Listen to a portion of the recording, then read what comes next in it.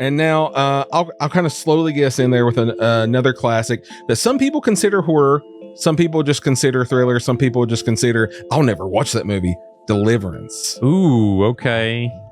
I'm going out to the river, going to go out to the woods and have a fun weekend with my buddies, and then something evil happens. Mm-hmm. And whether it's a slasher or some crazy hillbillies, that's always what seems to be like in the Appalachian woods that people always want to talk about.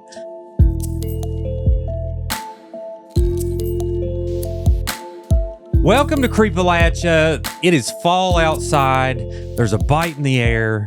It's that time of year when West, by God, Virginia is the best place to live in the world, in my opinion. And we're going to talk about some horror movies with my man Foz Rotten. Hey, buddy, how you doing? Thank you for being here. So Foz, aka Aaron White, has curated over the past 2 months a list of 12 Appalachian themed horror movies, not necessarily set in Appalachia, but you get the vibe for it. So let's start with you, sir. Tell me a little background about yourself. Where'd you grow up? I'm from Logan, West by God, Virginia, born and raised. In my normal life, I'm a general manager for the 1910 restaurant downtown Logan. And then I live happily there in Logan with my wife, who's a nail tech at Venom and Velvet downtown Charleston. So we're in the greater West Virginia area like ticks, man. But throughout my life, people who know me for like the last 20 plus years, I've been Foz Rotten. I've been a musician. I've been in bands like Boldly Go, the Star Trek punk rock band. I've been in, just doing some solo hip hop stuff. But throughout all this, for the last, I don't know, since I was a teenager, I've been doing movie reviews. Mm-hmm. I've done like radio movie reviews, online movie reviews, everything. And so when I saw like everybody being like, hey, Foz, check out Creepalachia, they're wanting to talk Appalachian horror, I jumped at the chance. I was like, dude, let's talk. Heck yeah, man. I've been so excited for this because I love just sitting down, having the pumpkin beer, and just turning on a movie and kind of zoning out for a bit, especially in the fall. I mean, I try to do it all year, but in the fall especially, it feels different. It's weird. Yeah. Oh, yeah, definitely. Because for me, it really starts hitting around August because I see that first Reese's pumpkin come out, the monster cereals come out, and then you just want to do horror for months. Yeah. Oh, 100%. And as I believe West Virginia is the heart and soul of Appalachia, I feel like Logan County is definitely in the heart and soul of West Virginia with all the history going on. And so this is... we're going to talk Appalachian theme, but this is West by God show, just so pumped for this. The first thing I did when I came in was talk about Mamie Thurman. I was like, I got to talk about Mamie Thurman on here. Oh, yeah. So Mamie Thurman, for those who don't know, I guess let's talk about that first. So Mamie Thurman was murdered in, I want to say the 40s. Was it the 40s? That sounds about right. It's somewhere in there. I've done a story on this. I should know this.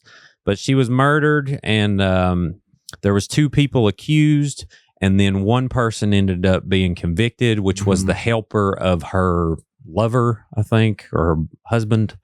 But anyway, we're doing a 30-minute episode on that coming out soon. But that happened in Logan, 22 Mine Road. Oh yeah, holding 22, buddy. Yeah, you go up there and look for Mamie on the weekends with your buddies. Is what you do growing up.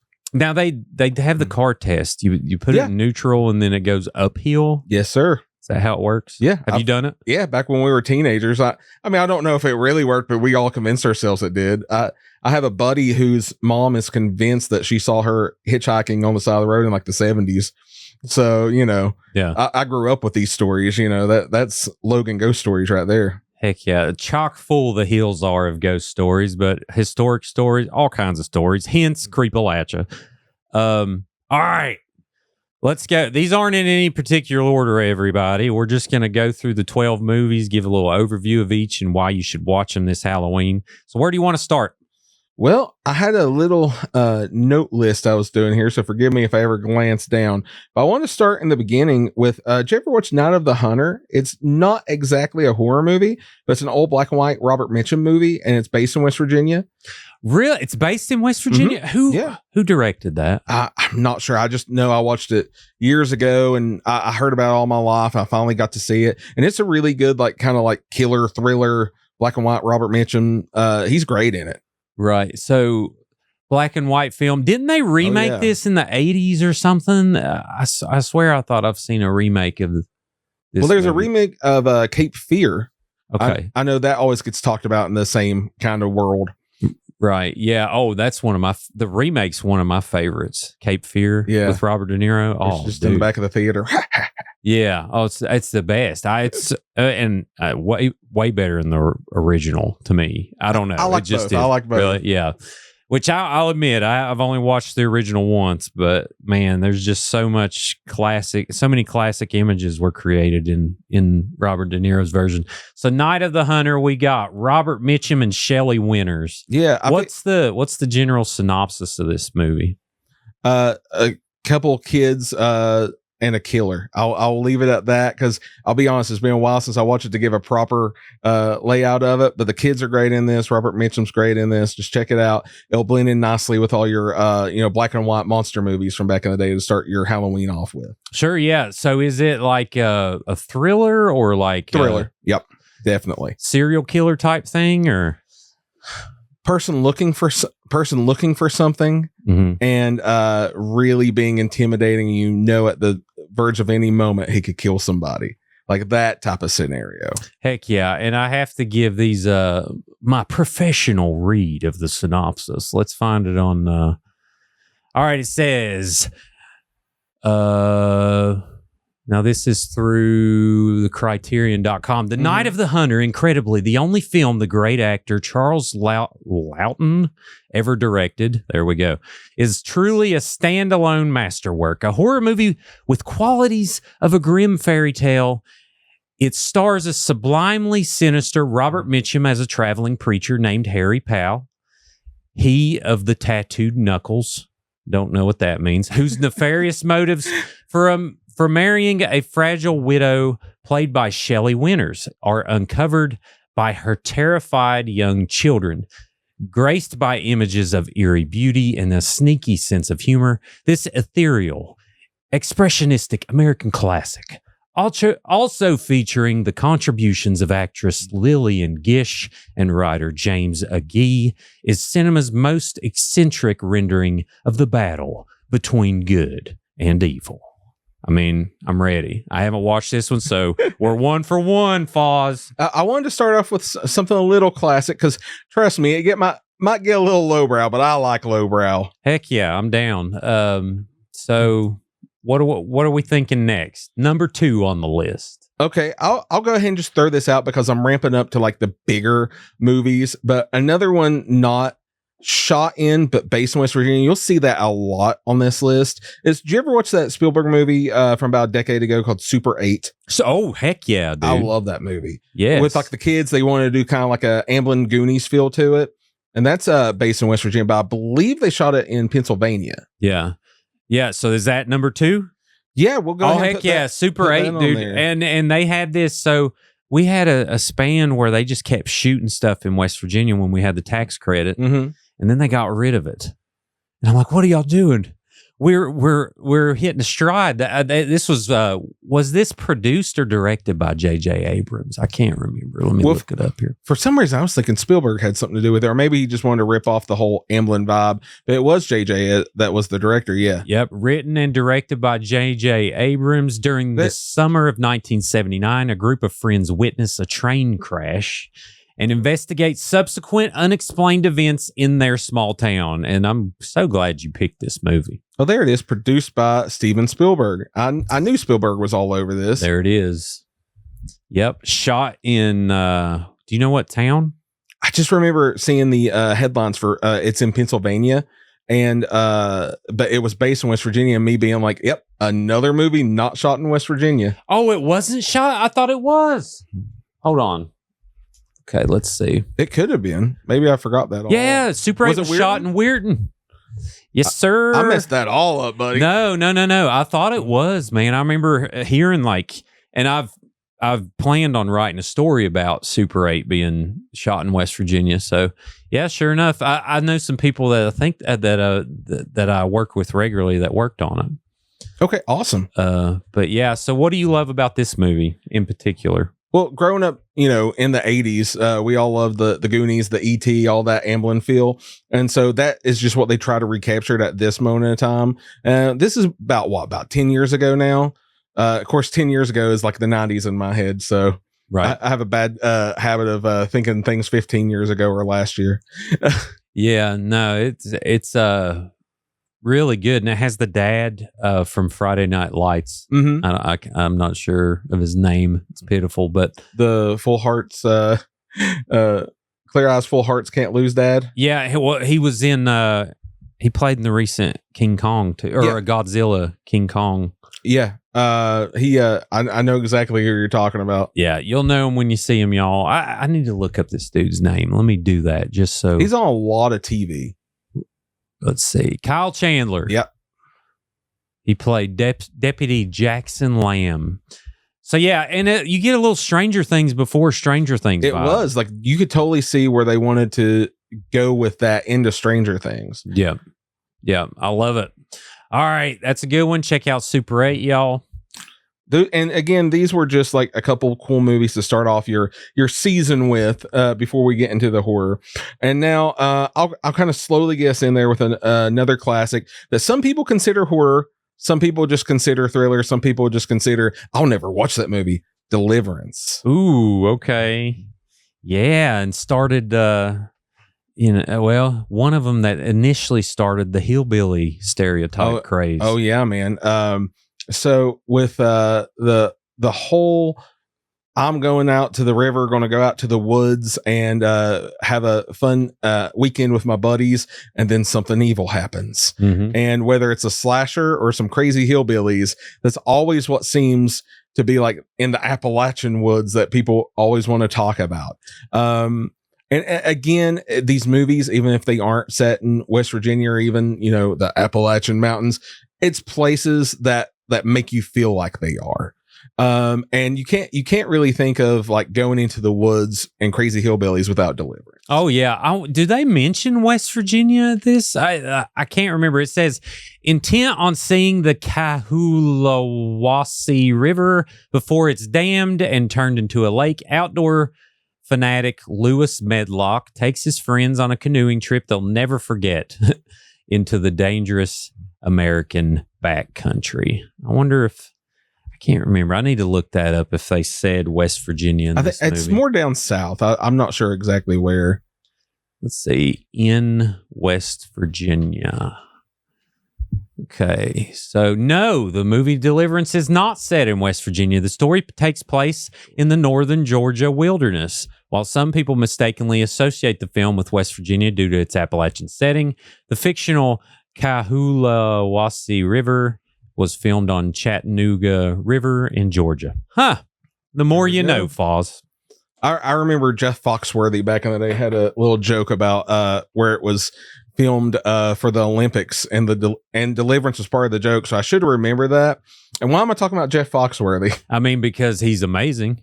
You didn't love the Blue Collar Comedy Tour? Now, Jeff's mullet was just about the right height that it needed to be for that tour. Yeah. Dude, I remember when I was a kid, you might be a redneck stuff was huge. It was like the New Your Mama jokes. It was like my family had two cassette tapes. They had Alabama and Jeff Foxworthy, You Might Be a Redneck. Yep. And then they grew the club with Larry the Cable Guy. They had the other guy, the tall guy, and then they had the Ron White. Yeah. Yeah, he was in Tater Salad. Tater Salad, yeah. Good times. All right. So what are your thoughts on the squeal like a pig scene? I mean, I think we can talk. It's made in the freaking 70s. I think we can talk about some of this movie. Ned Beatty is a piece of American treasure, and to see him, just sweet Ned Beatty, being attacked by these two crazed redneck dudes in the woods, you're like, I could be Ned Beatty. No. And that just instills fear in you, whether you're the strongest man in the world, like that wants to be Burt Reynolds, or you're a dude like me who I'm like, yeah, I'm kind of more like Ned Beatty than Burt Reynolds. Like, dude, this movie gets you. At first, it's just a fun, going into the woods with your buddies. Then it turns to avoided redneck rape. Yeah. And then it turns, or not so avoided. And so avoided. And then it turns to, we got to hide this body. Yeah. Well, so I gotta say, Ned Beatty's acting was terrible. I'm just saying, like when he's going up that hill, it's like he doesn't even seem like he cares. Like what's going on? It's like, when he's going up the hill, I'm like, what am I watching right now? Because poor Ned Beatty. I always heard about it. I mean, listen, he was awesome in Rudy. I mean, so many movies. Rudy's probably my favorite, but yeah, I mean, you got to watch Deliverance just for the dueling banjos. I think that was the first time the song ever premiered, from what I remember. I don't know if it was for that or if it was, just happily put with it, but you cannot think of Deliverance without thinking of dueling banjos, and you can't think of dueling banjos without Deliverance. That's another good Google. Okay, it says no, Dueling Banjos was not written for Deliverance. It is a 1955 instrumental piece by Arthur Boogie Smith called Feudin' Banjos. Warner Brothers used Smith's song in the 1972 film Deliverance, retitling it and failing to credit him. Oh, what a story man, that is. Mad. Yeah, which led to Smith suing and ultimately winning songwriting credit and royalties for the song. Heck yeah, Boogie, good job. Woo. All right, that's a good one. Check out that. Number 3, Deliverance. What are we thinking next? Okay, I'm just going to jump right into it here with a classic that maybe you might not think of as an Appalachian movie, but it has West Virginia ties. Silence of the Lambs. Oh, yes.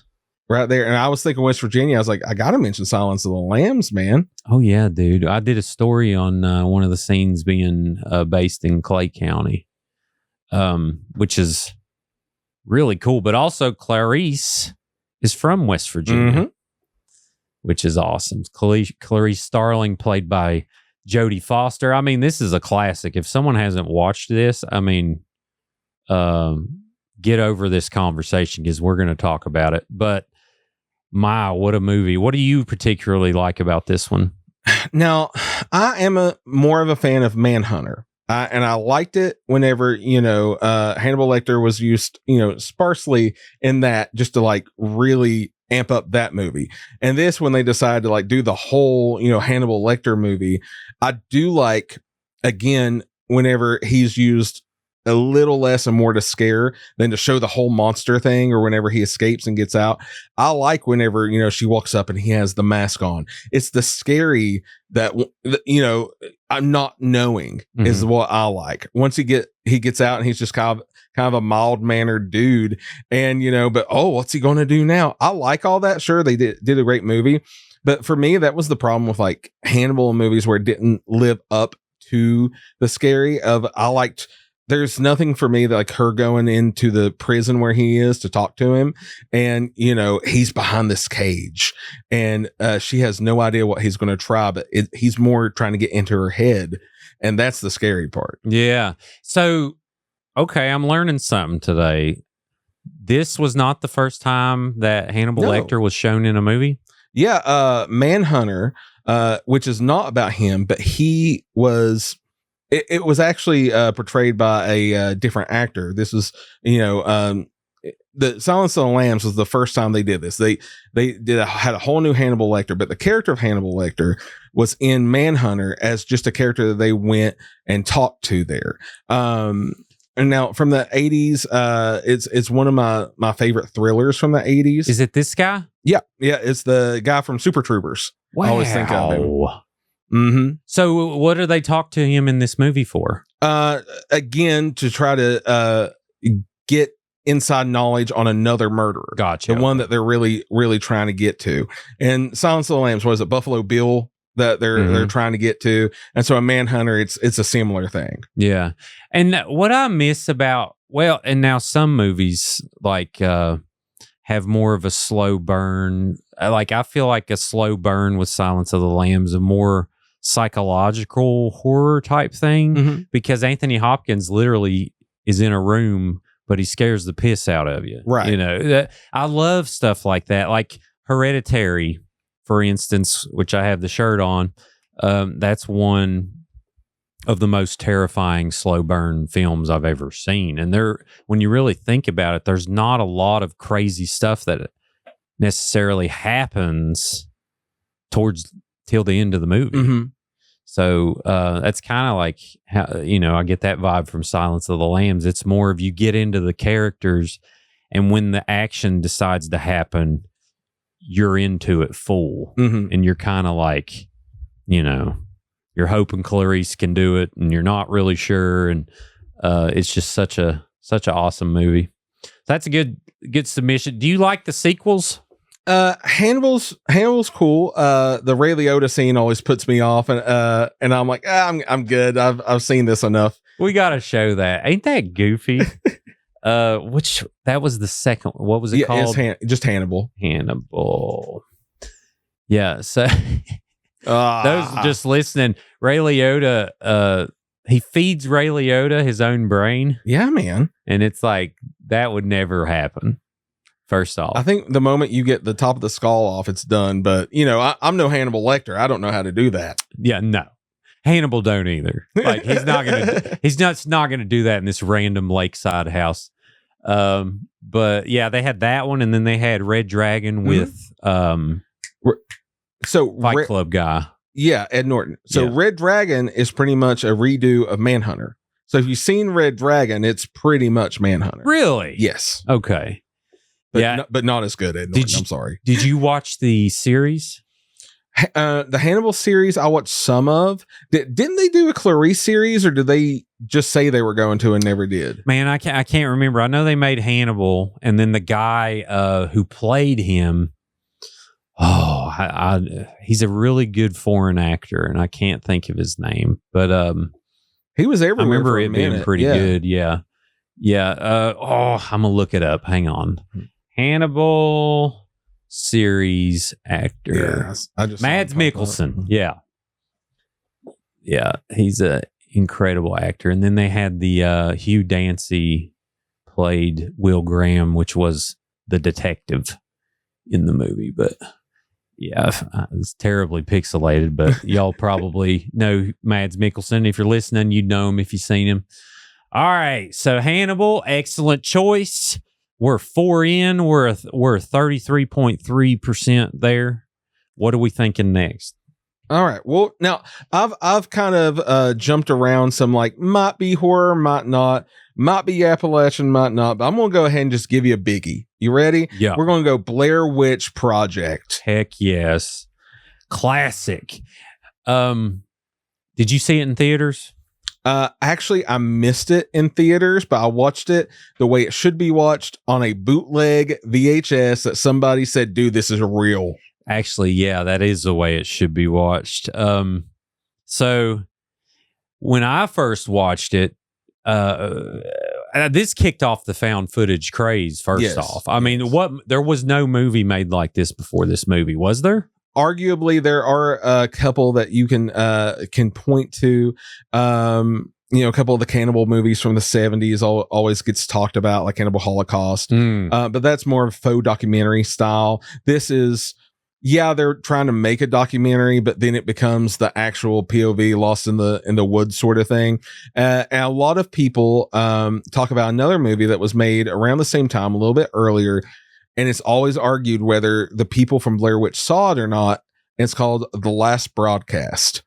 What is this? And I'm going to hijack, because this wasn't even on my list, but I'm going to hijack my Blair Witch pick to say, check out The Last Broadcast. I love this movie. So this was made in 1998, which was a year before. Yeah. But it had a lot more limited release. Now you can find it pretty easy. I saw it back in the day. Once Blair Witch got popular, they started showing this. Then this got shown a lot on Stars and channels like that. IFC. I remember back in the day had it, where it is, again, a faux documentary. So not like we're lost in the woods, we're just recording everything. But the documentary is of these people being in the woods for the Jersey Devil. They're there for the Jersey Devil. Really? And they get, I'll just ruin it. They get murdered. Oh, Lord Jesus. And it's all caught on tape. And the documentary is trying to figure out if this one guy actually did the murder or if it was something to do with the Jersey Devil. And so it's kind of like a look back at this case that's really unsolved. Yeah. And it's super cool. It's dark, and you kind of have this sense of like you're watching something evil the whole time. Mm-hmm. And while I love Blair Witch, I think I've become a little numb to it from seeing it so much over the years. And this one still gets me every time I watch it. Well, I haven't seen the last broadcast, so I'm going to have to check that one out. Blair Witch, do you remember hearing about how they promoted the movie, one of the first screenings? Yes. Well, go ahead. No, go ahead. It just was notorious that they wanted the cast to hide. Basically, they wanted them to not be known by anybody. They wanted it to feel real. So I know a lot of that stuff was like the early internet, and they didn't want them to have a presence on the internet because they wanted these fake websites that, had RIP and then their names and everything for people to think they were honestly dead. Mm-hmm. Yeah. And then they had the one screening where everyone went in and they watched the movie and they come out, and then all of the symbols were hanging across the entire movie theater, like some old school Alfred Hitchcock promotion, like how he used to do with Psycho. The trailer for Psycho is one of the greatest things ever. He just comes out and talks about how terrifying it is, and that's literally it. You don't even know anything else. And, I wish people would do stuff like that. Now we make trailers that spoil the entire movie before you get someone to go and watch the freaking thing. I just watched the new Anaconda trailer, which, have you seen that? It's Jack Black and Paul Rudd remaking Anaconda. Which I'm kind of down for. Yeah, but there's a scene in it where Jack Black's supposed to be dead, and then, of course, he wakes up. And I'm like, if they just wouldn't have put this in the trailer, everybody in the movie would be like, oh, Jack Black's dead. But you ruined it. Yeah. Now I haven't finished the trailer because, ADHD, but I started watching it and I was thinking, I'm going to watch this. I can get down for this because it's just so random. Like, we don't think about Anaconda and the monumental effect it had on action movies until they brought it up. It's like, you know what? That was a big movie. J-Lo, it had Ice Cube. It had the guy that he has a brother. What's his name? He played in Wedding Crashers. Owen Wilson. Yeah. Yeah. The original was awesome. It had, what's her name's dad? Shoot. You just saw him, John Voight. Yeah. John Voight, who is incredible. So the thing with Anaconda was I actually did see that in theaters. You had asked me about Blair Witch, but I remember that was a big movie, like my 9th grade year, whenever it came out, and we all like rode out and saw that in a buddy's car. And man, at the time that was a big movie, but over the years it had so many sequels. Like David Hasselhoff was in a sequel. Mm-hmm. I remember working at Movie Gallery in the mid to late 2000s, and people would walk up and pick up an Anaconda 3, Anaconda 4, or whatever. Man, and be like, is this still good? I'm like, sure, man, just go right ahead. I didn't know they went that deep. Oh yeah. I do want to stick on this Blair Witch though. So the actual movie, it's really impressive how they took a camcorder and created such tension throughout the movie, and then the eventual scares are that much better because it really does feel like it feels like YouTube before YouTube. So they didn't have a script. They just messed with them the whole time. Like the tent scenes, they would just do stuff outside and the actors had no idea what was going on. Yeah. They would just mess with them every day. And, sometimes the cussing of each other and like the crying and just, you could tell they were wore out mentally. That was real. Yeah. I love it. And it has one of the simplest but most terrifying scares toward the end, literally at the end. And that don't really spoil anything, but it's just so good, so inspiring. But it inspired found footage, for the rest of time with Paranormal Activity. Mm-hmm. Have you seen Hell House? Yeah, I saw the first one, and they've just went off to the races, man. They have a billion of those things. The first Hell House is a lesson in tension. Mm-hmm. Like, it's just so astoundingly good. I just found it, and I was like, let's try this out. And I just found myself sucked into it, and highly recommend Hell House. I think those are all on Shudder, and I keep seeing advertisements for the new one this year being in theaters on like a limited release. So those have like really went up in quality. Yeah. And a basic, 2-sentence synopsis of Hell House is this group of friends buy this house and they're going to turn it into a haunt. And they do this every year. And this particular house was the worst house they possibly could have picked. And that's all I'll say. But yeah. Okay, cool. Number 5 is a great one. I'm going to watch that tonight. What are we thinking next? All right. So we've talked about, one that everybody loves was Blair Witch Project. Now another one that everybody seems to love, but I'm going to be flat out honest. When I watched this, I did not like it. And I've not liked the sequels, but I can't do this list without talking about it because it feels so Appalachian. And that's Jeepers Creepers. Oh, dude. Take aside the problems with the director, take aside, a lot of the stuff.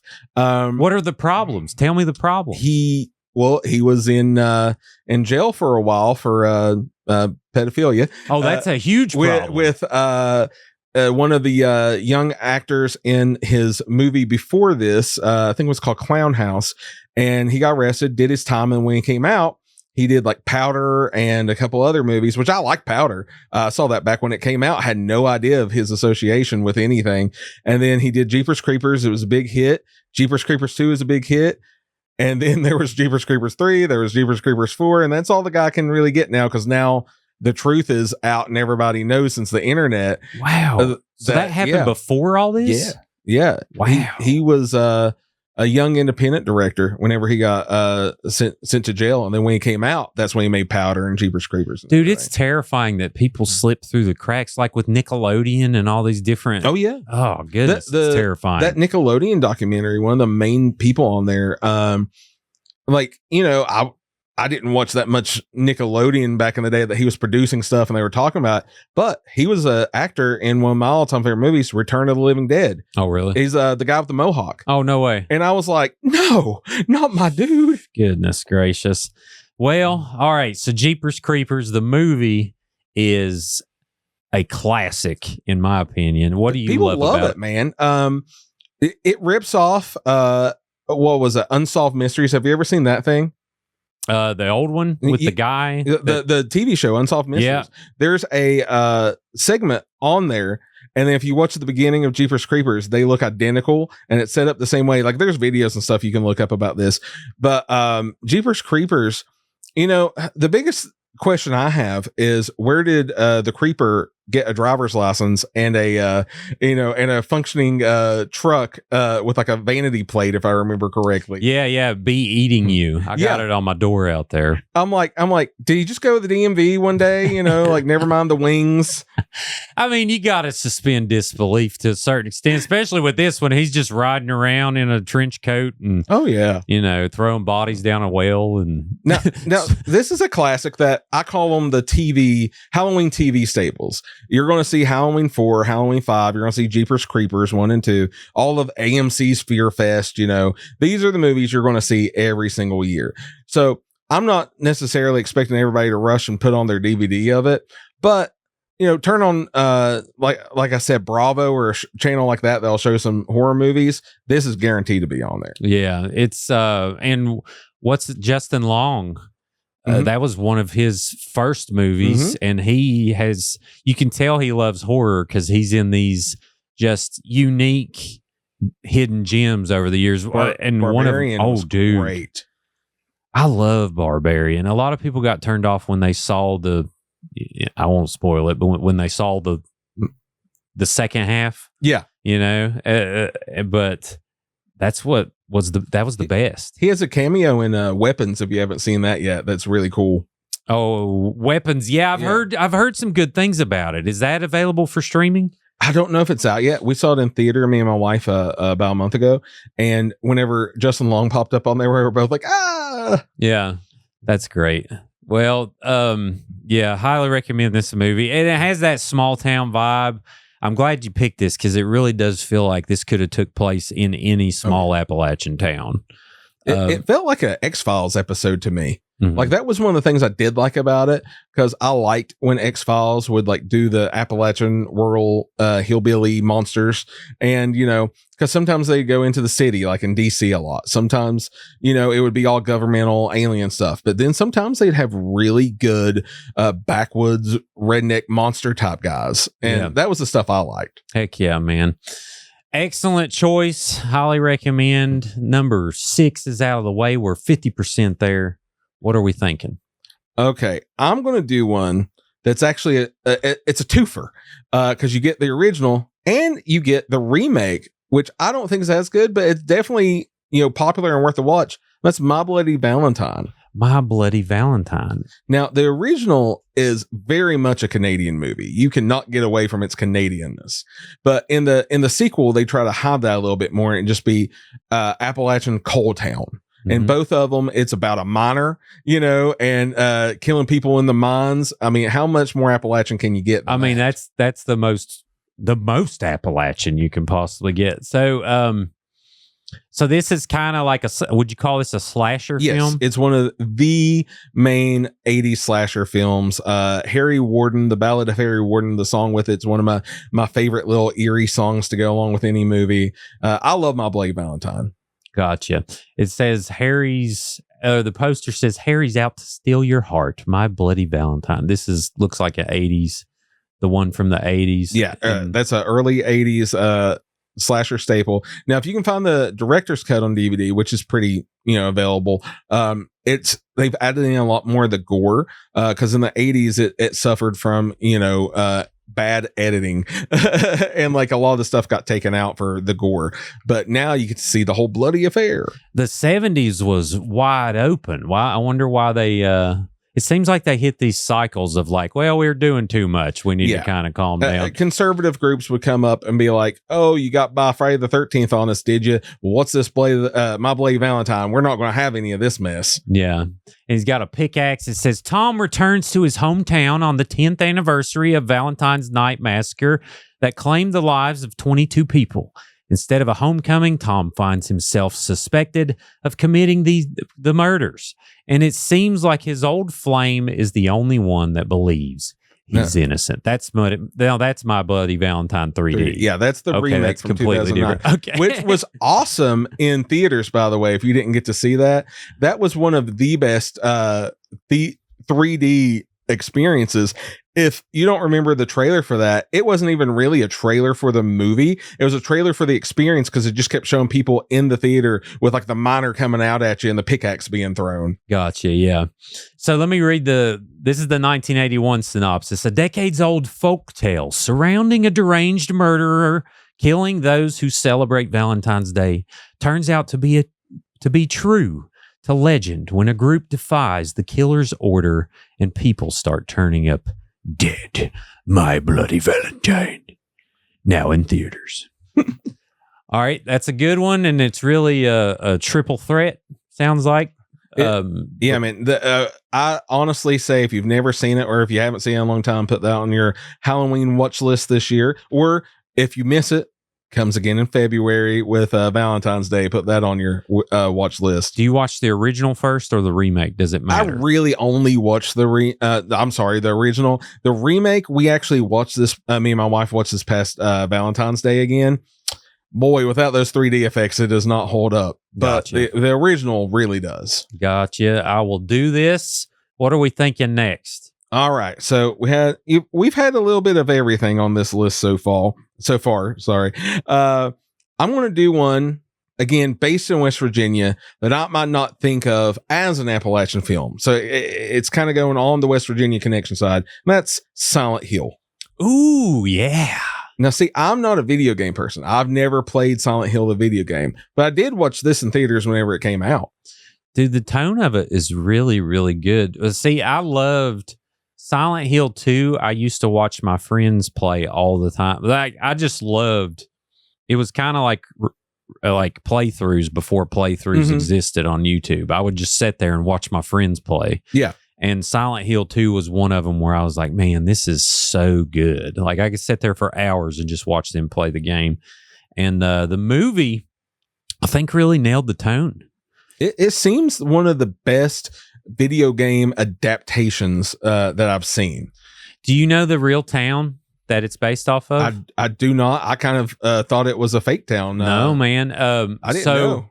Well, so Silent Hill's a fake town, but it's based off Centralia, Pennsylvania. Okay. And it basically, so I'll just read this description here. This real town has been largely abandoned due to a mine fire that has been burning underground since 1962, which inspired the eerie atmosphere of the Silent Hill series.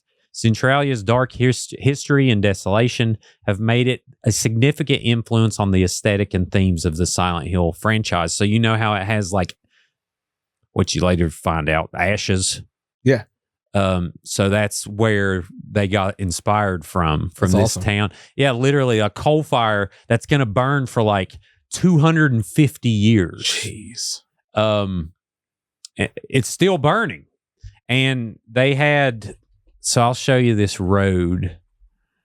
They had this graffiti road that I think has since been shut down, but it has cracks all in it because it busted through, and then steam would come through the cracks from the fire. Let me see. Graffiti Highway is what it's called. That's crazy. Yeah.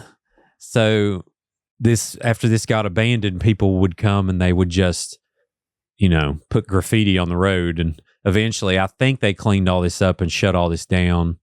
But yeah, a little cool tidbit there. I can't believe I've never seen that graffiti highway before. Yeah. That's awesome. And Pyramid Head was a big deal in the game.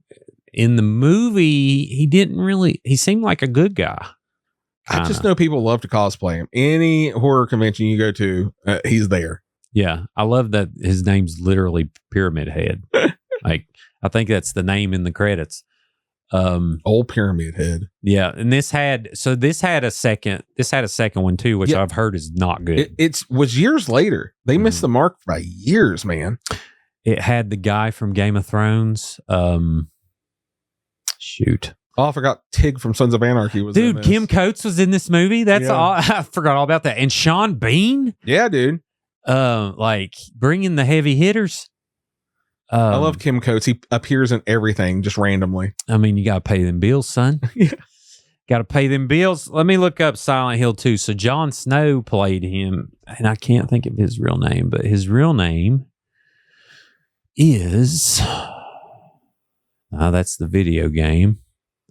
Silent Hill 2 movie. Goodness. I'm just going to say Jon Snow actor. People are like, oh my God, how Kit Harington. Kit Harington. That's his name. They're like, oh my God, how unprepared is JD? Shut up. Freaking Google. All right. So that's a good one. Highly recommend Silent Hill, West by God, Virginia. All right. So we'll continue on this list here.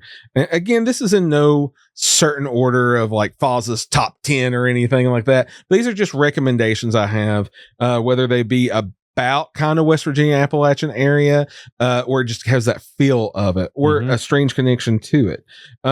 So I want to go with this one. Now, I know that this is made by an English filmmaker and has a lot of English feel to it, but I also think it has a lot of Appalachian feel to it. And it's one of the best 2000s movies out there, horror or otherwise, and that's The Descent. Ooh, another good one. Is that based in West Virginia? I'm not sure where that's based out of. Let's look it up. So, The Descent, written and directed by Neil Marshall. It's set in the Appalachian Mountains of North America, so probably. I would say probably. But yeah, man, that's a really good movie. It's another one that has sequels. Descent 2 is not anywhere near as good, but it's okay. Yeah. Yeah, would you consider this low budget? I mean, it was the first one. Well, see, he had done Dog Soldiers on a nothing budget, basically, over there in the UK. And then whenever he came up, did his big movie to follow that, this had much bigger of a budget, but still lower budget. And then they famously changed the ending from the original that was released in the UK to when they brought it to America. They wanted to give audiences in America not the such the nihilistic ending. Did you know all about that? They totally just kind of, I won't spoil it if you haven't seen it, but if you watch the original or the US theatrical cut, they have drastically different endings. It leaves you feeling a whole different way. See, I can't remember. The one I watched, I don't think was subtitled. Or wait, it's not subtitled. It's still English. They changed the endings, basically. They just changed the endings. Yeah, gotcha. Yeah. Okay. I'll have to make sure I watch the correct one. So it says a caving expedition goes horribly wrong as the explorers become trapped and ultimately pursued by a strange breed of predators. And so I read elsewhere it's based in North Carolina, Appalachian Mountains. So western North Carolina, Tar Heels, which suck. But yeah, which everybody from North Carolina and South Carolina has ties to West Virginia anyways. It's where everybody moves, is down there. Oh yeah, when you get mad in West Virginia, you move to Charlotte. When you get mad in Charlotte, you just deal with it. Like, that's pretty much what I understand. Yeah, I love that movie. So how familiar are you with, like, I want to talk some extreme horror movies. What you got, man? Let's go. Have you watched Funny Games? Yeah. Which one? Dude. The original or the US? So I've only watched the remake. Okay. Well, and it's good. It's a good remake. Same director. It's incredible. You know, the main actor of that just recently got in trouble. He did something to it. He has popped up time to time in the news. I haven't kept up with what's going on with him now, but I liked him at the time. Now that's the original right there. Yeah.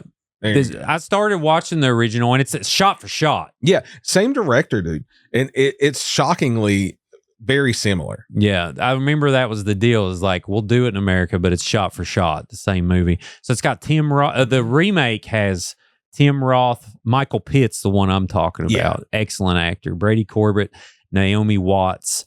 I always like Michael Pitt. If you want to be happy after watching a movie, this ain't the movie to watch. Oh no. It's like, whoa. You get done watching and you're like, what did I just do for 90 minutes? And the one scene after the shotgun, that's all I'll say.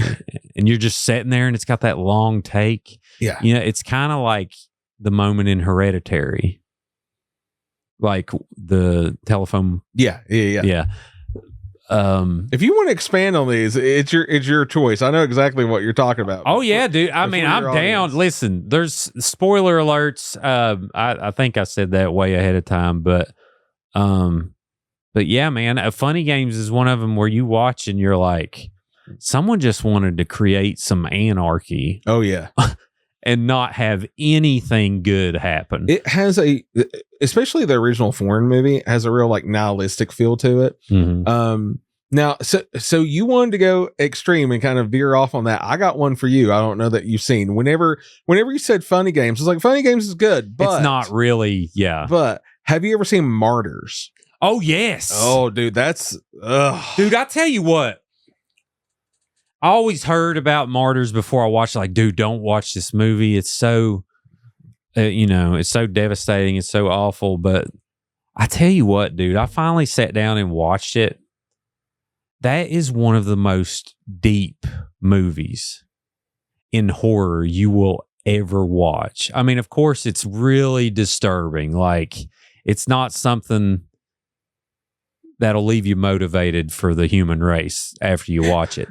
But it's one of those movies that literally, like, you got horror slasher movies and stuff, but this was like so deep, so much meaning to it, and so many layers.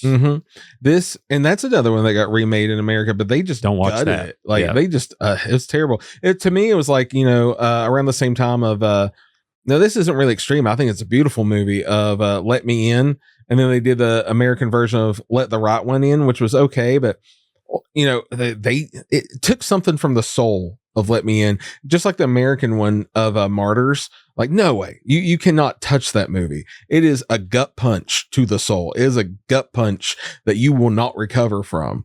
And the first time I ever watched, I always got to tell the story. The worst mistake I ever made in my entire life of ever viewing a film was I heard all about Martyrs. And I heard it's intense and crazy. I'm like, all right, I can do it. Whatever. And I got a big spread of Chinese takeout. And I sat down with my Chinese takeout, and within about 10 minutes, I was like, this is a bad idea. And still this day, anytime I think of Chinese, I think of Martyrs, and it's kind of ruined forever. Yeah. Let's talk themes. Like, my opinion on the theme of the movie is like class warfare, like the elitist versus the working class kind of. Yeah, I could see that, but they want to use the people doing the torturing to achieve a purpose that they want to achieve. But I could see that they're using other people to do that. Mm-hmm. The thing about the ending is it leaves it up to you if she achieved their goal. Mm-hmm. Or was it all just craziness? Yeah.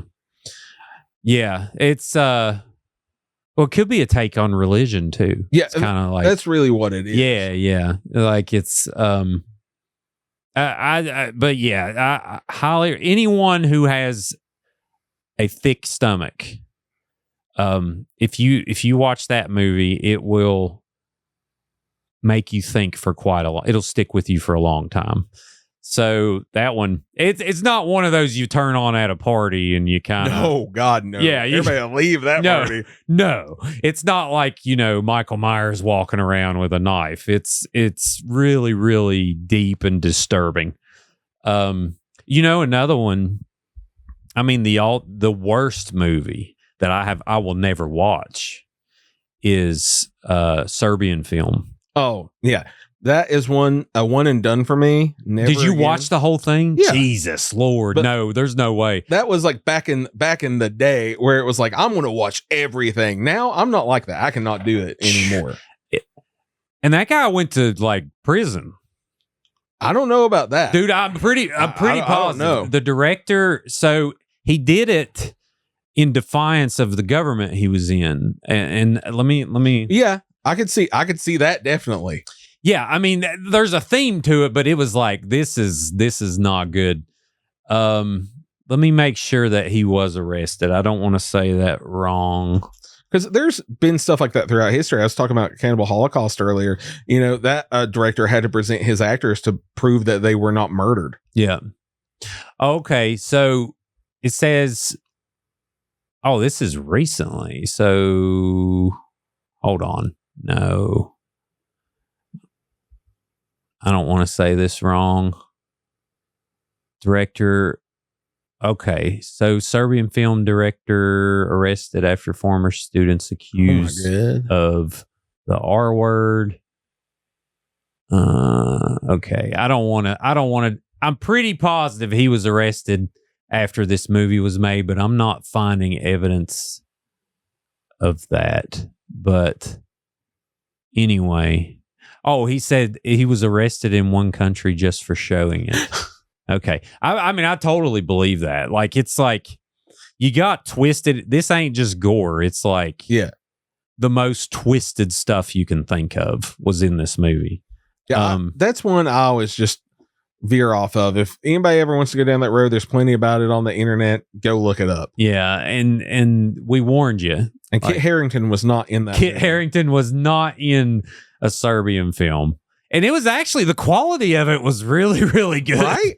Like, that's surprising. One of the most twisted parts of it. All right. So, any other movies like that? You know what's good is Raw. Have you watched Raw? Yeah, Raw's good. I like that. There's a lot of independent movies that are just really extreme like that. A lot of that French new wave of horror that came out in the mid 2000s, like Martyrs and stuff I was talking about. Mm-hmm. Inside was a really intense one. You always see the cover of the woman with the scissors trying to get the inside the mother's belly for the baby. Any of that stuff. There's a lot of that stuff came through Movie Gallery back in the days whenever I was working, and I'd have to have that conversation with people like, this isn't Jason. This is something completely different. Sure, yeah. You know who's got some warped minds? Some of those Japanese movies. You got the one where was it Audition? Audition, yeah. Yeah, that's a really good movie where she's like, kitty, kitty, kitty, kitty. You know, at the end, I won't spoil anything, but man, that one was really good. That director's made a few different movies. Yeah, he's one of the few that whenever something comes out, it might just get banned and you might not see it. Like yeah. I remember he was it him that did the Masters of Horror episode that got banned and you could only see it on DVD because Showtime said no, we are not showing that one. Yeah. Takashi Mike or I think it's McKay. Takashi McKay. Okay. So yeah, he directed that. He directed a few different movies. You know who else? You know who I think is a really good director? Who teeters the line of meaningful and trash is Gaspar Noé. Oh yeah. Yeah. He's cool. Yeah. I mean, cool as in yeah, like, oh my God. He had like Irreversible, I think, was one of the first. There's like one shot of there's a scene there where rape happens. We're all adults here. I mean, YouTube, we're gonna get like 7 views on this video, but and it's just like a 15-minute one shot. And it's just, I don't need to watch this. But his movie Enter the Void, brilliant.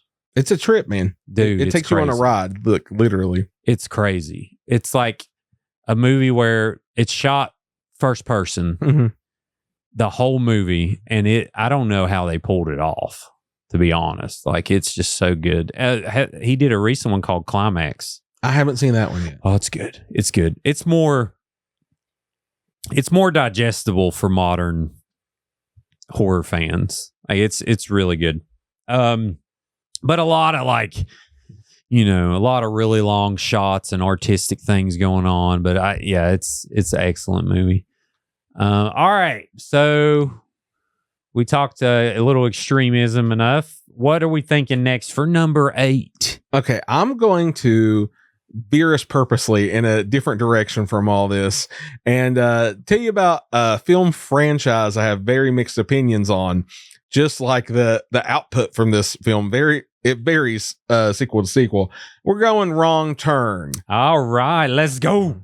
Which the funny thing for me about Wrong Turn is some of the sequels that you would never in a million years think were any good are actually like better than the original. Like Wrong Turn 2, that's my movie. That's the Wrong Turn series for me, is Wrong Turn 2. Man, I can't believe Wrong Turn actually came out in... The first one was 2003. The first one was before that, right? Or was this This was the first one. Okay, there's so a remake now, but there was like 17 million of them before the remake.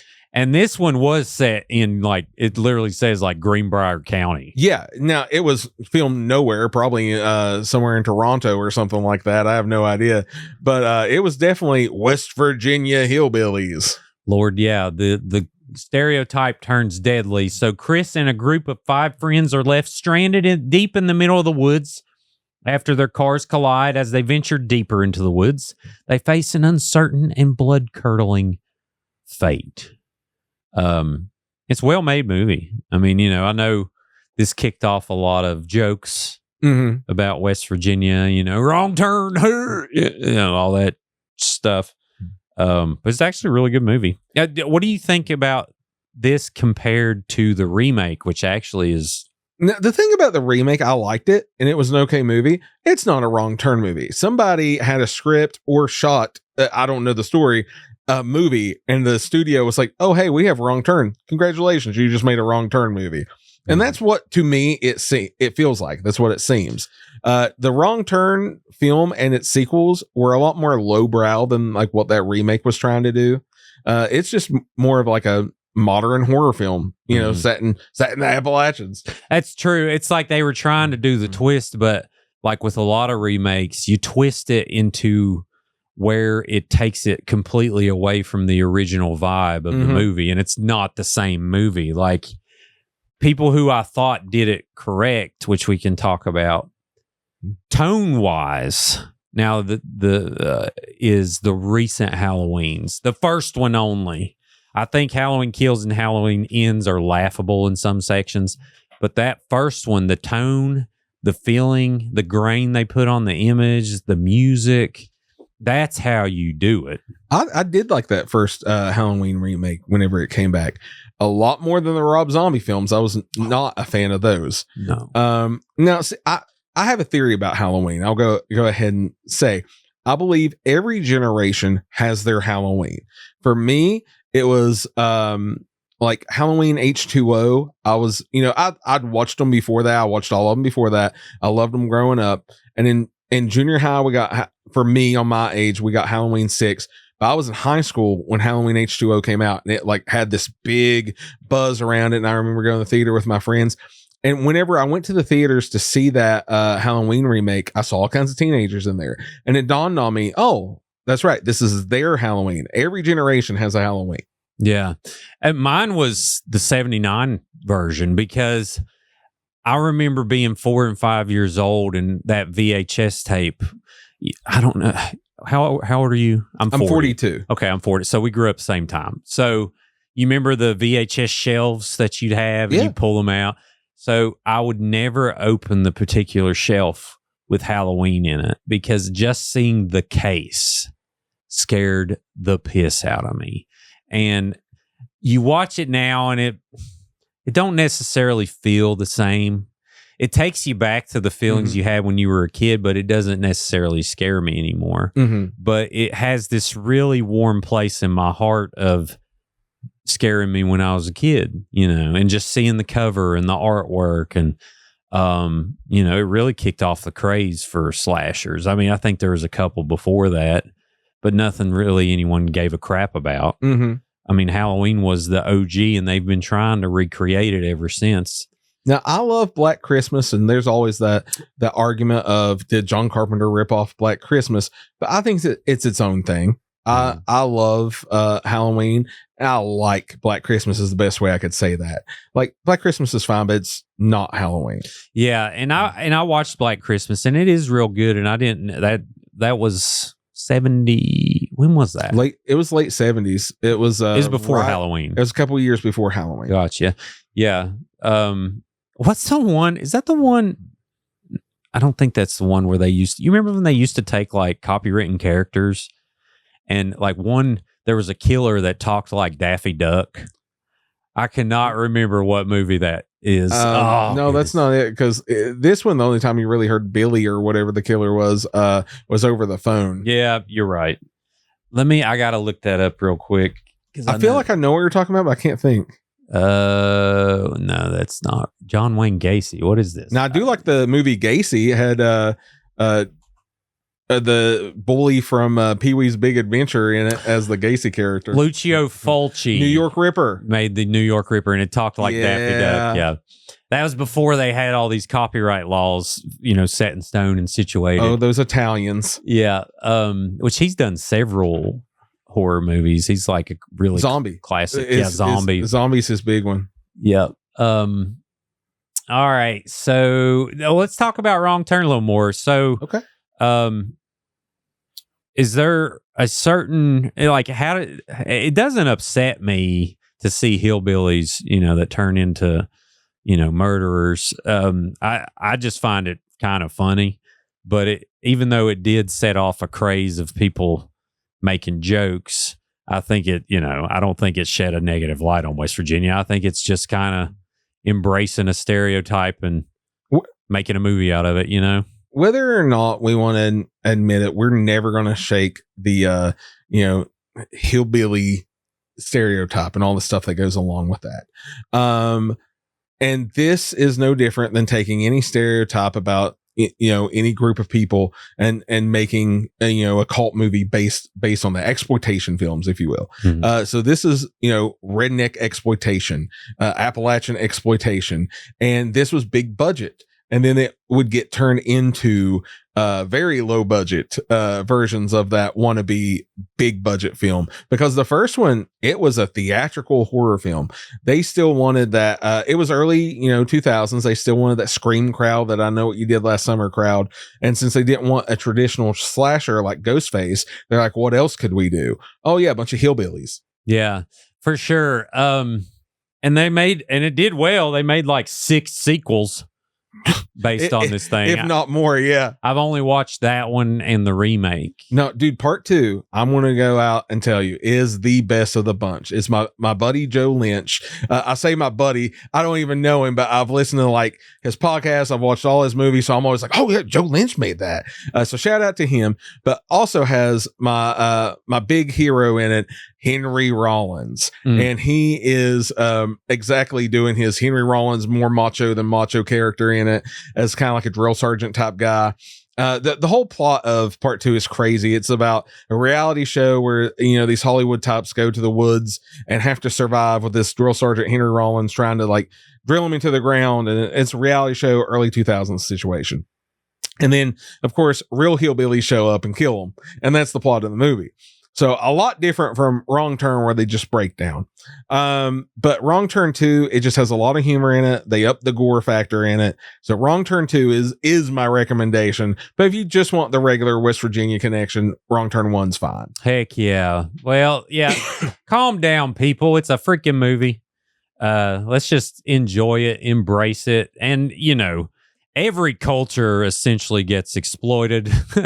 Let's just at least, have some good gore along the way. But and now that's different than documentaries. There's a negative exploitation that happens there that I find disgusting and hurtful. But this is a movie. I mean, come on. All right. Real quick, let's debate Wes Craven versus John Carpenter. God, that's a hard question. It's so you talked about Scream, and I thought about Wes Craven. Like, and R.I.P. John Carpenter's still with us. Oh, yes. He will never die. He will be smoking weed and playing video games till the day a million years from now. Yeah, Wes Craven has transitioned. But I believe these two dudes are essentially responsible for half of the horror that we watch. Yeah, they're kind of generational. Of like every decade or so, they'll have a big hit. Now, this is what I'll say. I was thinking about it. Wes Craven is great at horror. His best movies are horror. John Carpenter, you can argue some of his best movies aren't even horror, but his best movies are horror. Like Big Trouble in Little China, not a horror movie. Classic. A literal top 5 of mine of all time. I put it above all his movies. But look, Halloween revolutionized everything, and The Thing, I think, is one of the best horror films from the 80s, one of the best movies from the 80s. John Carpenter's The Thing is an all-time classic. And it bombed. And it bombed hard. But look at it. You cannot beat the practical effects. Like any John Carpenter movie, even if it's like not the best movie, it's still a cool movie. And then his best are some of the best in the world. Yeah. Well, I see him both as... So to compare him to new directors today, I think it's like Ari Aster and Robert Eggers. Like Ari Aster has that more tonal, slow burn. Like The Thing with the music is perfect. The setting is perfect. Like you see all the details that he puts into this, and you absorb the characters and get brought into this narrative.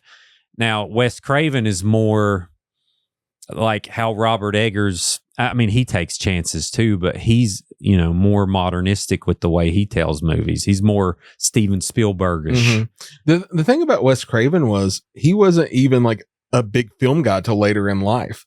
And then he just kind of jumped into it once he was already like a college professor. So that's why you get a lot of like, it's more of a thinking man's horror put inside lowbrow horror. if that seems right, because Hills Have Eyes is kind of lowbrow, but then he starts to get into things there that make you think. Nightmare on Elm Street is all about dreams and everything like that. Like that's the quintessential right there. And then even Scream, it was like, okay, we're going to take a slasher from the 90s, but let's turn it upside down and on its head. Everything that Craven did, no matter how basic the idea and premise was, he added that something to it that made it classic. Oh yeah, Scream set a wildfire with everyone. I mean, that was the movie to watch. But the only thing like you could say is Dream Warriors did more for Freddy than the original Freddy did. I think the original Freddy is the scariest, but Dream Warriors took it to the next level. Dream Warriors is the start of what I like to call MTV Freddy. Yeah. Which really reached its height in part 4. An underrated Freddy, by the way. I love part 4. But that was, it had Dokken on the soundtrack, all these cool looking teenagers that in their dreams, they look like the most punk rock people in the world. I love it. You cannot beat for me in the series, including part 1. Part 3 is my favorite.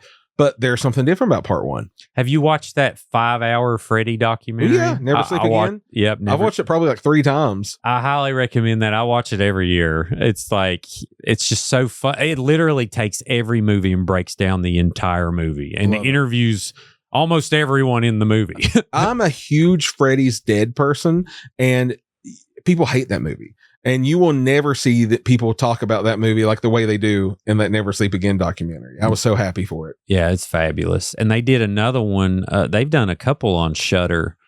There's like a 6-hour movie breaking down all of 80s horror, like from the start. I can't remember. Yeah, that's the Darkness ones. Yeah. They have like 3 of them, don't they? They just did a 90s one. What was that? It's something Darkness. I can't remember. The thing with those is they always do these big Kickstarters, and they want you to pre-order the Blu-rays, and it's kind of high priced. In Search of Darkness, but they're cool to watch. And they'll try to do exclusives and everything for the fans. But there's several of those. I know the newest one was in the 90s. I knew a couple people from like YouTube and such that were a part of it. But they're cool to check out. Definitely if you just got Time to Kill Poem on in the background. Yeah, excellent. I need to watch these. I watched the first one, but it's about time to do it again. I got 100% on Rotten Tomatoes. My God. Now, I wonder if that was the user score. I look at the user score anymore. 91%. That's There's still Elvira. Good. Yeah. Elvira, I think she's still kicking. Oh yeah, she does every convention around. She had a book out a couple of years ago. Heck yeah. Weapons got a 94% for those out there. I want to watch that. All right. So we got number 9, I think. We're on to number 10. I've completely lost track, man. I will throw out one that I'll just be dead honest. It's cool. I threw it on the list just to give it a shout out because it's set in West Virginia. It's a weird, odd one. Not a lot of people remember it. It's called Blood Creek. And it has some people you will recognize from like the TV realm in it. It has Henry Cavill before he became Superman. It has a dude from prison break in it. It has like a weird Nazi occult connection with old World War II era West Virginia, and then jump to modern day. And it's really cool. I saw this back when I was working at Movie Gallery, and that cover right there is the cover of the DVD, and it caught my attention when it was a new release. And I tried to tell as many people as I could about it, like a good video clerk, but I don't know how many people listen to me, but I have a strong recommendation of this one, even though it's not the best movie ever made. It's cool to check out, especially if you're from West Virginia. It says a man and his brother on a mission of revenge become trapped in a harrowing occult experiment dating back to the Third Reich, which was Nazi Germany type stuff. Joel Schumacher, that's a big name. Yeah.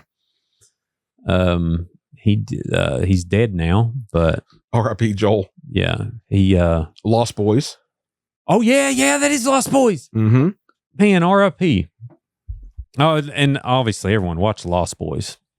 Lost Boys is the classic. Oh yes. I haven't watched the sequels though, but like Michael Fassbender is in this. Like, this has a straight up crazy cast. 2009, it said? Mm-hmm. Yeah, 2009, Henry Cavill, Dominic Purcell. You'll recognize him probably. Emma Booth, Michael Fassbender. Yeah, heck yeah, man. Well, that one's on my list. What I love is most of these I haven't watched, so thank you. It's very beneficial for me. So next up on my list, I'm trying to save a couple of the heavies for last because we're getting near the end of the list now. But a cool one that I would suggest to everybody. It has a lot of strong ties to horror in it. There are horror actors in it. It's all about special effects makeup. It's directed by a person who is a horror director and did all the special effects on like Buffy and stuff like that. But in itself is a coming of age movie, and that is Lightning Bug. Lightning Bug. And if there is any movie I can recommend to anybody, it is this one. Please search this out. It's not the easiest to find. Yes, it has TV people in it, horror people in it, and lower budget, but amazing. Welcome to Alabama. Okay. All right. So it says a drama thriller set in the South about a young boy who longs to escape the misery of his childhood and the misunderstanding of his hometown. A gifted, self-taught special effects makeup artist, Green dreams of going to Hollywood to make his own monsters. But the real demons of Green's life threaten to hold him. Oh, hang on. I clicked something. Threatened to hold him back. A drunken stepfather who terrorizes his mother. A group of religious fanatics who want to destroy his work. And the love of a girl who can't let go of small town life. Love it. Yeah. So the director, Robert Hall, he also wrote it. It's loosely based on his life. He would go on to become famous for doing, like I said, a lot of special effects, especially on Buffy. But he also did the Chrome Skull movies. I think it was Laid to Rest 1 and 2, Chrome Skull. Like these were around the time of like the Hatchet films in the mid 2000s, and it got a lot of attention. But this was, I'm pretty sure, before it. I got the opportunity to meet Robert Hall at a Horror Hound convention years ago. I got to talk to him about this, and one of the coolest things ever was he had one last Lightning Bug theatrical poster, and he just straight up liked me enough that he pulled it out, signed it to me, and gave it to me, and said thank you for liking the movie. So I always push this one on people. It basically what it's about. The synopsis got it right. It's this teenager growing up in small town. He loves special effects. He loves horror movies, and everybody in the small town thinks he's crazy and evil. Sound familiar? Heck yeah. That's my life, son. Yeah. And he has a smoking hot girlfriend, the girl from That 70s Show. But he's got, like the mom who's awesome, but the drunk abusive stepdad sort of situation. If I remember right, I think it's the guy from Buck Cherry's in it. Oh, wow. As like the redneck guy. It's an independent movie. But the acting is phenomenal. The writing is great. C. Fangoria's behind it. The mom is the girl from Hellraiser. It's horror through and through, even if it's a coming of age film. Man, what a great choice. I've never heard of this. And it is only proper the guy from Buck Cherry is in it. It's called Lightning Bug. So he got all lit up again. Oh, yeah, man. Okay. I just saw Hal from Queer as Folk and all those I Love the 80s episodes pop up in it. Yeah, this is definitely going to watch this one. All right, what's next on the list? We got 2 left? No, we got a couple to talk about. Oh, heck here. yeah. I'm not sure what the exact number is. I'll put 13 in the title just because we've said a lot more than that, but I'll put 13 in the title. Because I'm going to have a couple at the end of it. I'll go ahead and kind of spoil a little. I want to talk about a couple West Virginia directors. Yeah, man. They're kind of localish, and talk about their films at the end. But we'll go ahead and keep going with the big list here. A movie I love to death, and I was lucky enough to see an early screening of it before it came out, was Tucker and Dale versus Evil. Ooh, yes. It has both of those guys are like my dudes. Anytime I see them in a movie, I'm like, yeah. So Tyler Labine is in like everything from the early 2000s. I love him. Then of course you got Homeboy from Firefly in it that everybody likes. He's in those Star Wars movies. So Tucker and Dale versus Evil. is about two good old boy rednecks who just want to go out fishing at their getting away cabin. And then a group of city college kids come out and mistake them as crazy, evil hillbillies. And you take the wrong turn trope and turn it upside down to where maybe the college kids are so stupid and actually are maybe the bad people in this. This movie's deep. Yeah, dude, it gets there. I'm telling you, like, I can't believe it was made in 2010. We're going to die soon. Goodness gracious. But yeah, and I mean, it's deep in that you said it flips the stereotype, and it really is more of a true form of Appalachia. Oh yeah, I'm pretty sure it's based in West Virginia. I might be wrong on that, but I'm pretty sure that they say it. Well, let's look it up. It says affable hillbillies Tucker and Dale are on vacation at their dilapidated mountain cabin when they are mistaken for murderers by a group of preppy college students. And what a theme, like, on misunderstood Appalachia. Like, it's so good, and it's funny, and it's witty, but it's gory. It's like some of the best gore in it is the crazy part. Yeah, let's see. Tucker and Dale versus Evil, based in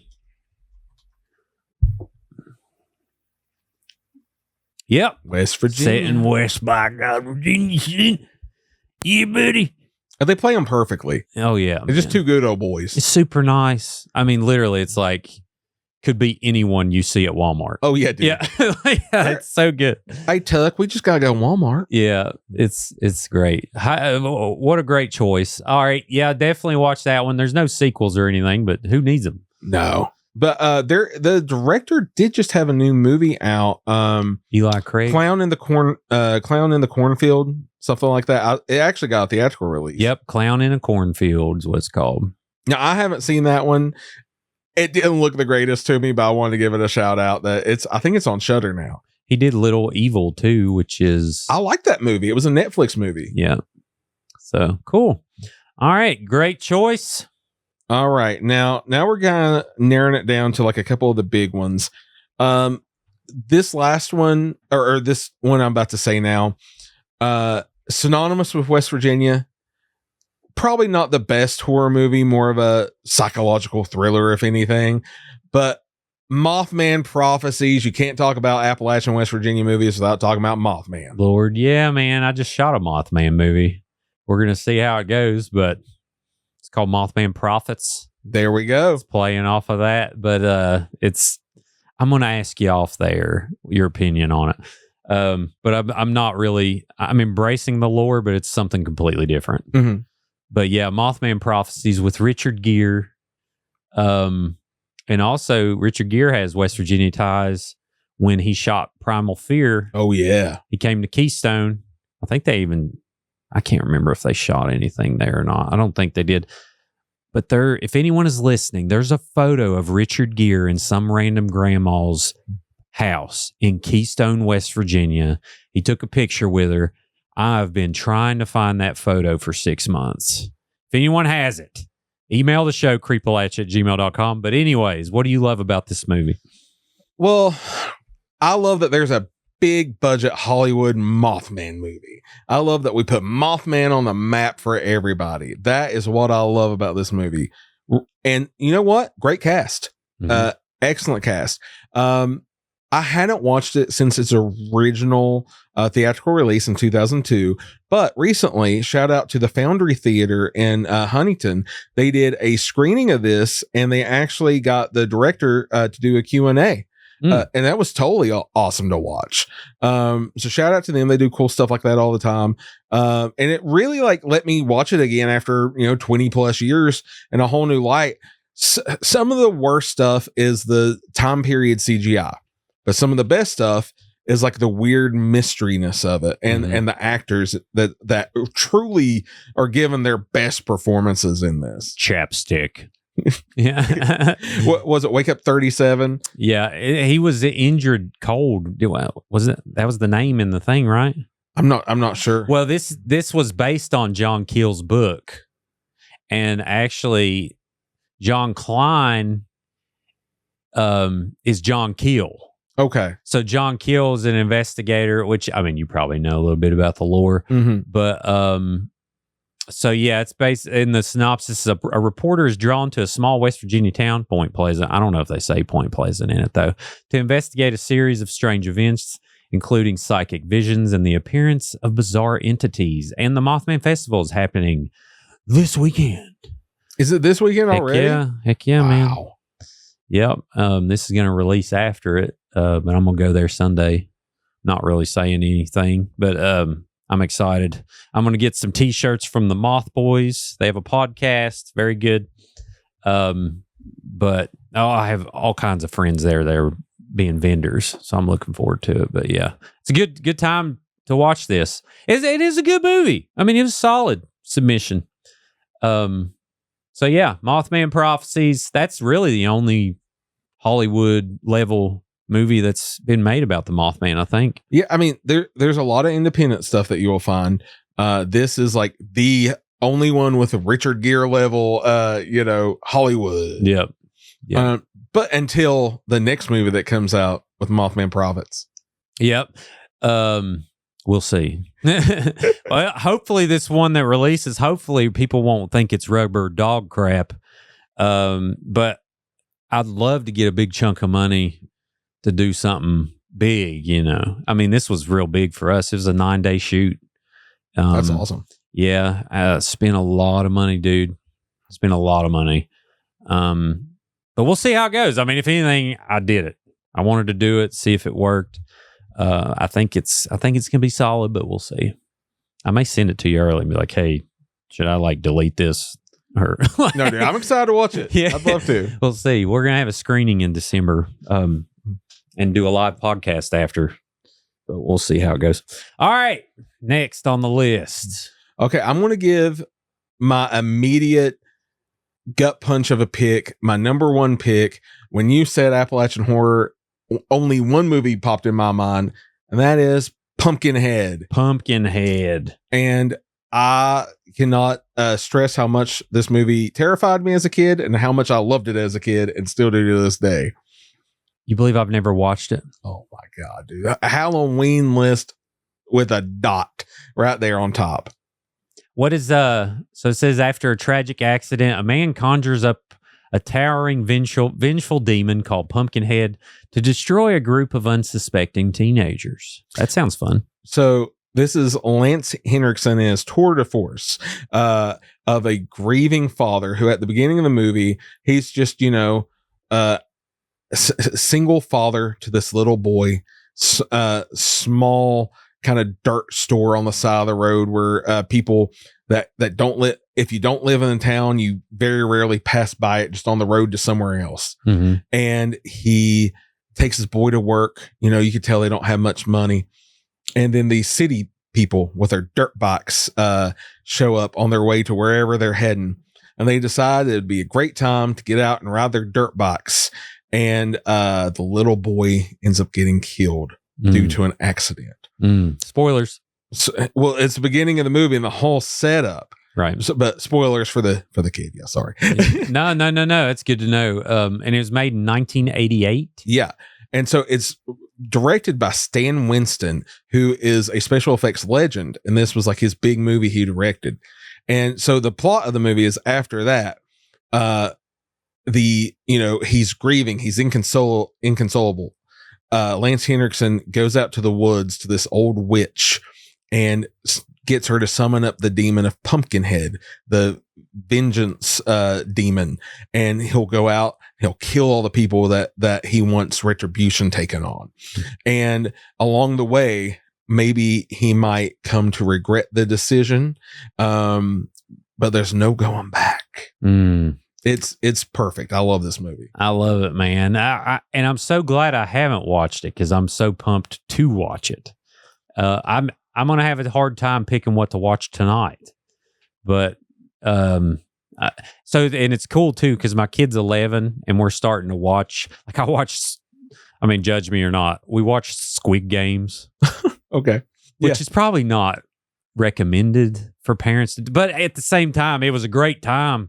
And I'm like, are you okay? She's like, I'm good, Dad. Shut up. Like, it's fine. I know it's fake. And I'm like, yeah, you're pretty smart. So we're bonding over that. And I may see if she'll watch some of these with me. We're kind of introducing horror movies now. So she watches some of the older ones and she's like, this is really dumb. And I'm like, but you don't understand. This was huge back in the day, but this one, does it hold up? Very much so. Does it? I mean, I watched this when it was out back in the day, and I was a kid. I'm not saying if I should have or not, but I definitely did, and it terrified me. And this is one of those movies where I've bought it on every format and every edition every single time, and I always will. I'll have to do it. All right, sweet. All right, West Virginia directors. All right, so a couple people I want to give a shout out to. Now, there's some great West Virginia directors, but specifically in the horror realm around here, especially people I've interacted with, I want to give a shout out to Daniel Boyd, who best known for Invasion of the Space Preachers. They got a Trauma distribution. Have you ever seen that? Oh, nice. Nope. Can you stream it? Back in the day, it's probably on the Trauma app. Okay. They just did a screening up there at the Foundry Theater in Huntington, like I was talking about before, and that movie's just a raucous, wild ride. Invasion of the Space Preachers. It's in the name right there. And he also had another movie called Chillers. So those are two movies to check out from Danny Boyd, and you can check him out a lot of time at all the different horror or comic conventions in West Virginia. Heck yeah. Known for, let's see, Paradise Park, Chillers, Strangest Dreams, Invasion of the Space Preachers. Got it. Yeah, 1990. Awesome. Shout out, Danny. And then my dude that I'm going to recommend, because I know him personally, haven't seen him in a while, but I hope he's doing well. He used to always be around Charleston. We'd run the same circles. Eamon Hardiman. He is the director of the Pork Chop series. Oh, yeah. Pork Chop 2, Pork Chop 3D, Pig Girl, which I believe that was actually directed by the other person that always works with him there. Sorry, I'm blanking on this her movie name right now. You have to fix me on that one. Eamon Hardiman. Eamon Hardiman. Now, the Pork Chop movie, and shout out to my best friend in the world, Zach Bassam, the one of the writers on this movie. So I had to put it up. My buddy Chris Woodall's in it. I know some people in it, but have you ever watched it? It's a really fun slasher. I'll have to do it. Where can you watch it at? I don't know right now. My DVD collection, apparently. Missy Dawn, I just remember, was the name of the actress from some of the Pork Chop movies who went on to direct Pig Girl. Oh, cool. And shout out to her. She's awesome. And the Pork Chop series is great. It's a slasher film series where, as a kid, this boy went crazy after his father made him kill his favorite pet pig, and now as an adult, anytime people trample into his woods, he wears a pig mask and kills people. It's crazy, it's wild, it's a fun journey, and Charleston, West Virginia natives all through it. Heck yeah, man. Pork Chop series, check it out, y'all.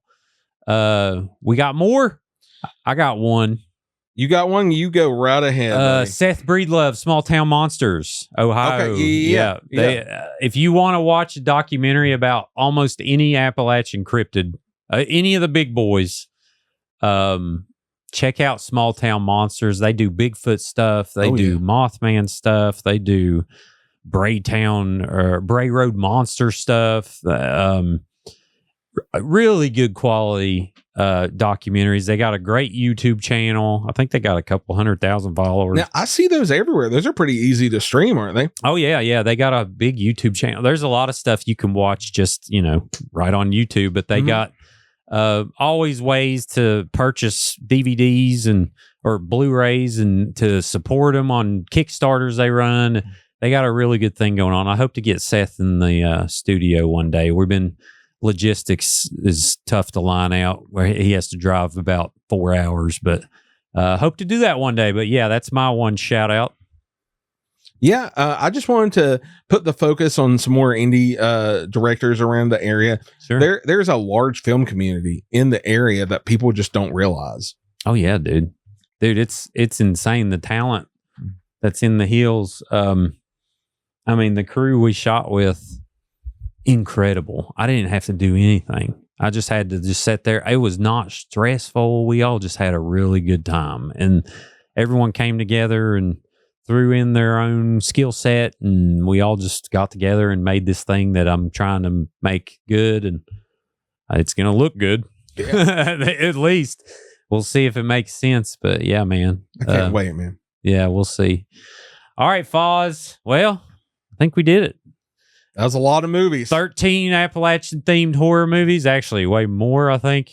A lot of those fall into the theme too. I'm funny. I kind of just keep spreading Appalachia further and further out. I'm like, oh yeah, there's people from Montana that's kind of got Appalachian ties. No one even agrees what the Appalachia map is. You Google it, you find 5 different things. Yeah. One fact, West Virginia is the only state that's fully within the Appalachian mountain range. Fun fact. Well, I know anywhere you go in West Virginia, by God, you're Appalachian. Lord, yeah, son. And we can make movies. We can make moving pictures. We fancy around here. All right, Foz, what do we want to plug? You got the restaurant in Logan? Yes, the 1910 brand new restaurant downtown Logan. I'm the general manager of it. Shout out to the Rodigueros, the owners of it.